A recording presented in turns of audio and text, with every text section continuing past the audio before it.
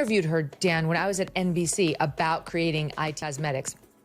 And she did have that, I can't even do it, my voice is too low, but she had the husky voice a little, but she's really leaning in now in her little podcast. Megyn, and she's gone next octave up. And the two of them have the weirdest dynamic. And so in this podcast, Megyn does her perfectly curated life thing, but she's allegedly wearing no makeup. Meanwhile, she's got like the perfect blowout, you know, and like she's completely camera ready, except she didn't put eye makeup on. And she also is pretending that she's crying. And we did a zero in, like we zoomed in just to see there isn't a tear. Right, Dan, look at this. I invite the viewers to take a close-up look at this. Where's the tear? There's nothing there. Look, it's an actor. Meghan Markle apparently enrolled in the entire acting course, but she neglected to sign up for the crying. People were left wondering if her emotional portrayal was a well-rehearsed drama, or if those were genuine feelings. Megyn Kelly delivered truth bombs like party gifts, as Greg Gutfeld roasted her like a royal barbecue. There are boundaries to even teamwork, and this single drama had already gone too far. So, the real question is, was it another dramatic Tuesday in Meghan's podcast kingdom, or was it lousy acting or emotional manipulation? Get your popcorn ready, because this takedown was so ruthlessly cruel that it felt like Prince Harry was attempting to balance his royal responsibilities once more and failing miserably. I resent England for sending your second-hand royalty to us, because now we got to deal with it. Yes, I just love the fact that they thought that they were going to be royalty here in America. So there was an assumption, and they were almost there. I mean, they were going to get gigs. There were Netflix, Hulu, Apple TV. Everybody was just going to give them millions and millions, and then they had to sit in a room with them and realize, my God, they're vacuous. He's a nice guy, apparently, but I mean, just thoroughly vacuous. She leads him around on a rope, and and it's like, that's it. That is the kind of sitcom I want to see. I'll tell you the other thing. Meghan Markle shed tears, but they were emotional rather than physical. The voice trembles with depth of that aristocratic, high society cry, but the tear ducts seem to have missed the memo. Her face didn't exactly receive the invitation to the emotional breakdown, but it was one of those sobbing that should have felt strong, soul-stirring, and even heartbreaking.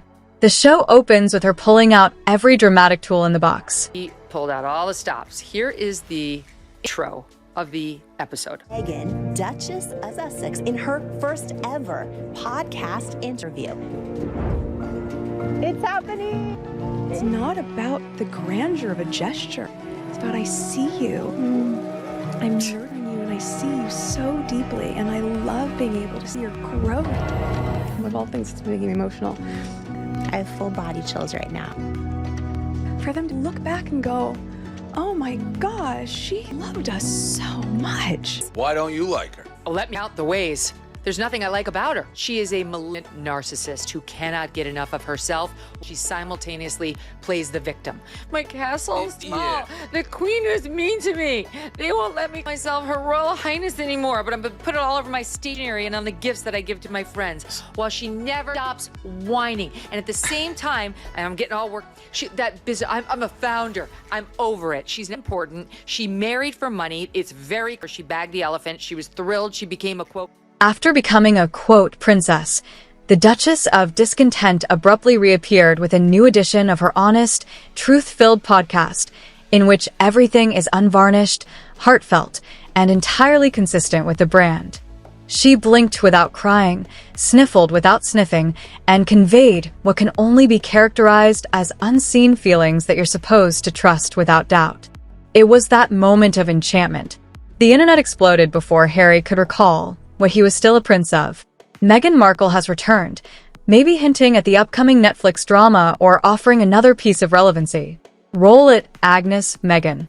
Meghan Markle is back with another attempt at relevance, time her upcoming Netflix series with Love Megyn. Roll it, Agnes. Of course, the first time, because you never do it. You can actually tell how phony someone is when they tell you how authentic they are. Obviously, this will crash and burn like all of our other poorly planned pet projects, because despite her pseudo fame, people over here roundly reject this kind of Meghan's emotionally charged monologues are by now well known to the world. After all, what would be a podcast without a little weaponized vulnerability? This time, however, the drama wasn't merely served. It was presented like a 5-star show, complete with lavender, gold leaf, and a health coach from Montecito delivering it by hand. The sob story was prepared for public consumption, polished, and packaged to elicit compassion. But some choked instead of applauding. And just like that, Harry made his family look foolish once more, ostensibly for fun. His family for fun? Now is tell-alls #1. It's true. Prince Harry's book has now become the fastest-selling non-fiction book in the history of the UK, selling 400,000 copies on Tuesday. It's the only to ever sell more copies on its first day than Harry Potter, which also was a work of fiction. Anyway, the book also reveals a whole bunch of weird crap. Text message fight between Meghan and Kate. How does a husband get that? And why does he care? How Prince Charles used to do headstands in his underwear every day to alleviate injuries from polio, not polio. The man who thinks late-night comedy should make you snicker and then laugh at your hospital bill is Greg Gutfeld. He grabbed his sarcasm scalpel as soon as he saw Meghan perform on the program. Greg called her out for pretending to be more serious than an influencer presenting a real beach scene with the nuance of a wrecking ball smashing through a yoga retreat. No royal expert, no forensic psychologist, just his normal concoction of mild craziness, mischief, and derision. Let's face it, Greg always makes a statement. The whole thing was noisy, theatrical, unpleasant, and completely superfluous to him, like a cheese grater trying out for Broadway. As if she had disrupted his slumber with a TED Talk about moral superiority, he threw himself at her. He only wanted the actress to at least try. He didn't need her to cry. He revealed the paradox of Meghan Markle, the ostensibly hushed global figure with a podcast, a Netflix agreement, and more screen time than half of the G7, all while being fueled by sarcasm and Red Bull. His opinion? We would hate to hear her when she has something worthwhile to say, if this is silence. To People magazine. She says she loves building this safe haven and show with her. And she says, being able to have my own little girl, as I've spent so much of my life championing the rights of girls and women, knowing this is something that I can create in front of my daughter and teach her what it's like to be a working mom. This is not what it's like to be a working mom. What it's like to be a working mom is to come downstairs with no makeup on, barely out of your pajamas, and you're like, did you eat? Go! You're late! Get your backpack! Come! If you do this again, I'm not bringing it to you at school! Let's go! Good. Right. Grab anything. Doesn't matter what the sugar content is. When your emotional unraveling is captured on high-def audio with a professional editing crew and a gentle piano accompaniment, you can't call it a struggle. There's nothing that says silenced like a headline feature. So yes, she sent the follow-up to People magazine. Greg, however, went one step farther than simply making fun of the monologue devoid of wetness. He essentially remade Meghan's show as a masterclass in manipulation, complete with guest lectures like finding your voice while drowning in millions, the art of emotional suggestion, and how to cry without crying, in typical Gutfeld manner. What began as commentary swiftly evolved into a full-on roast, served medium rare with a healthy dose of eye roll. He couldn't help but point out the irony of shielding oneself with phantom tears. Because, let's be honest, it's difficult to be critical of someone while they're crying. Unless, of course, they never cry. Like being mugged by a mime, it's emotional theater without a curtain call. All show, no substance. While your eyes are stuck trying to figure out the disconnect, your ears are picking up on sadness. Another critic was honing her rhetorical blades in the media arena, quieter but far more deadly, as Greg threw symbolic pies across the studio at Meghan's meticulously manicured royal character. Megyn Kelly. Kelly is the prosecutor with a case file, and Gutfeld is the jester with a punch. Who are planning to come and hijack the Queen's Platinum Jubilee. And I know you find them a constant source of hilarity as well. They don't ever intend to laugh. They just make us laugh through their absurdity. I love that woke cartoon on Netflix got canceled. There's a great story behind this. The cartoon is called Pearl. It's about a coming of age, right? Which is a word for nauseating, self-involved tripe. So what happened is, this is my favorite part. So it's like a yo's rise in social justice. And who Meghan's cartoon is inspired by? Meghan. She made the cartoon. It's inspired by her, which is amazing. But that tells you everything. That in the woke world, it is not actually about helping people. It's a disguise. It's a virtue signal that helps you. So you look good. Right. And there's perfect evidence of this because they never help anybody. This was about controlling the story, not just about feelings. Similar to a prosecutor presenting evidence to a jury, Megyn Kelly broke down the situation. Instead of saying, "Oh, come on," she said, "let's analyze just how manipulative this is." She emphasized Meghan Markle's propensity to release these intense moments at precisely the wrong moment, when public compassion is at its lowest or criticism is at its highest. Kelly saw this as a strategically placed sob grenade rather than a sign of weakness. She even outlined a pattern. If the story falters, a new story, a recently reopened wound, or a precisely timed moment of emotional breakdown emerges. The catch is that they are never unfiltered or uncooked. For maximum emotional impact, these breakdowns are always polished for podcasts, camera-ready, and elegantly packed. You get controlled turmoil with Meghan instead of actual chaos. Stylized and consultant-approved sadness. The most insecure person I've seen in the public eye in a long time.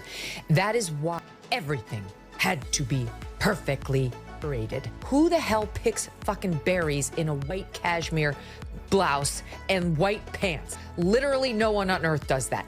And like this garden, which is like the most over the top. Like we're all to go, Maureen, to make our breakfast in the morning, to our gardens and pick our berries, our raspberries, our strawberries, our berries, our snozberries, and cut our mint and cut our flowers that are edible. But don't worry, one of the people, you can grow those just on your windowsill at home. Sure. In New York, your edible flowers. And don't forget your local beekeeper. Yeah. Your local beekeeper. Oh yeah, because she has a bee hive, which she goes, that's how they open the whole series, her with her bees, and like, don't worry if you don't have to go to your local beekeeper. Clearly we're living in different. The true red flag was credibility, which Kelly, ever the exact dismantler, brought up.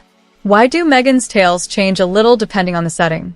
Why do grave charges come without supporting documentation? And why does every moment of tears seem to be more sentimental than meaningful? Kelly was bothered not only by the lack of genuine weeping, but also by the contradiction in the reality. Particularly critics like Kelly and Gutfeld, who are nearly complete opposites yet are bound together by a strong dislike of fakery. And in some strange way, both reach the same disturbing conclusion. A duchess who weeps without weeping, who appears to feel everything but accept responsibility for nothing, and who endures constant oppression, all while being aired to the world on every possible platform, is essentially strange. Did you see a tear? No, it's merely a reflection of the camera light. I love that your eyes are sparkling right now. Oh my God. Dan threw up in my mouth. Yes. Yes. Dan, when you do interview your show, do you do the Jamie Kern Lima reactions? Yes. Oh my God, there's something wrong with her. What? Wow, who communicates like that? She's the only thing saving Meghan Markle, because between the two, she's even weirder. But Meghan Markle, this is a tell. Okay, this tell. It's the same way on Valentine's Day. You see people post like, my rock, my life partner, the person who saved me. Guaranteed that guy is cheating. Was that a sniffle? No, the producer simply sneezed away from the camera. All of a sudden, the focus shifted from Meghan's words to her delivery. Because the illusion can be destroyed by even the slightest irregularity when emotion is the product. It's incredible that two individuals from radically different media landscapes, one clad in witty remarks and the other in scathing criticism, could both perceive the same dubious emotional stew while seeing the same performance. Just vibes, no mess, no tears. There was that time that Harry suffered frostbite on his penis from a trip to the North Pole. You sure he didn't get that from Meghan?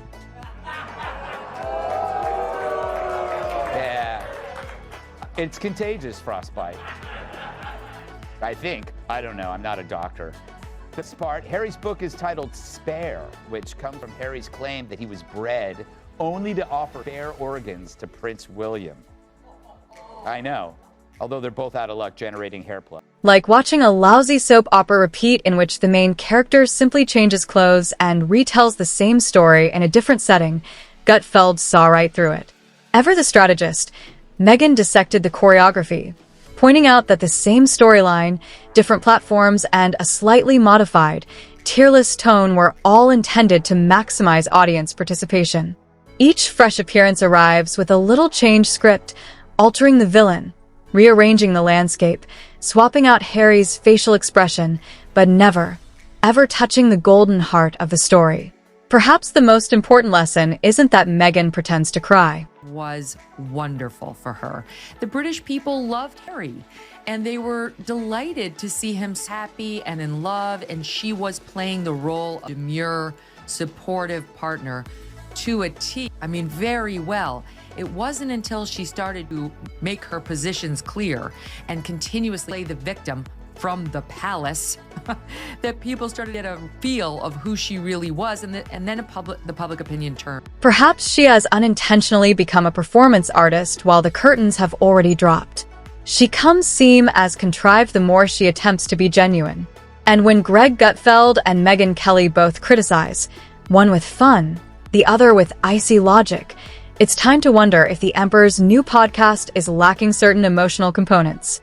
Avoid the promo for this summer if you turned on your television. Trying to get her back into people's minds so she can reach her career, maybe improve her likability factor. Well, it's not working. A new poll conducted by Newsweek shows that her popularity is down 8 points from June. She's underwater in her net approval rating. 33% of people reported their dislike for her. 31% said she was okay to them. I guess the rest don't have an opinion, but she's going in the wrong direction. Harry's like a few more, but they're still both disliked. And so you tell me whether it is possible at this point to No amount of podcast ambience can hide this truth. The audience is experiencing whiplash as a result of the emotional ping pong, naturally in silence. With the help of a lighting director, Megyn hopes to be noticed yet left alone, get empathy without having to deal with criticism, and discover her authenticity. Her vulnerability is always accepted by editors, her truth is always in style, and her suffering is always perfectly timed. One thing is certain, Meghan Markle may not be acting, but her emotions are undoubtedly working overtime, regardless of whether the public believes her tears were real or simply air escaping from a well-written script. Her emotions now merit a dressing room, a trailer, and possibly even an IMDb profile. Because, let's face it, she needs someone to control her emotions. Megyn, too? She's waiting for a round of applause that sounds more like laughing than anything else, and not in a positive way.